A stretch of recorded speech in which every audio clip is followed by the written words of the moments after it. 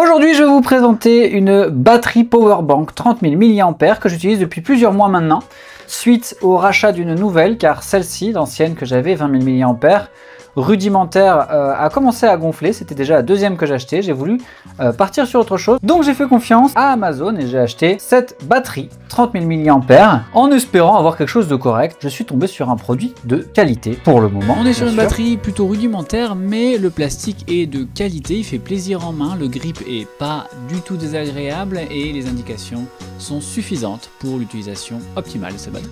Je l'utilise très régulièrement, comme par exemple pouvoir prendre et maintenir la charge de cette lampe que j'apprécie particulièrement, mais qui a une batterie, une autonomie assez faible. Donc quand je me balade et que j'ai besoin de lumière, je me branche directement ici. J'ai 3 puissances, USB 1, USB 2, USB 3, USB-C, Lightning et micro USB si je veux pouvoir la prendre en charge pendant que les 4 autres ici fonctionnent. Parce que, et ça on va le constater, là on a besoin que du 1 out. On voit que ça charge ici. On va prendre au passage ma montre.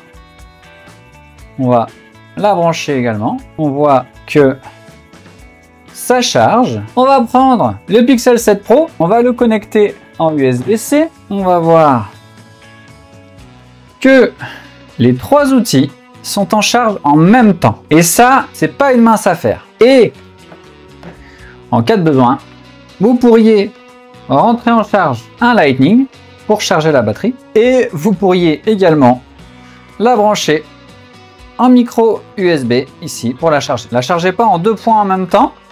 Vous pouvez également la charger sur l'USB-C ici. On parle d'une batterie 30 000 mAh. Si on revient sur l'histoire du Pixel 7 Pro, il embarque une batterie de 7 000 mAh. Ça fait que vous pourriez recharger tranquillement 4 fois votre téléphone juste avec une charge complète de cette batterie. Elle prend un certain temps à se charger, certes, mais ça se passe plutôt bien. Donc je vous dis, vous pouvez la charger en USB-C. Je vous conseille de passer par un chargeur classique. Elle a une capacité maximum d'entrée de 5 volts 3 ampères. Donc faites attention à ne pas dépasser ça parce que c'est généralement ça qui va faire que ce genre de batterie commence à gonfler. C'est une suralimentation à la charge de la batterie. En termes d'utilisation, elle est vraiment très propre. On lui reprochera une charge assez lente malgré l'USB-C. Mais après en restitution, elle est tout à fait optimale.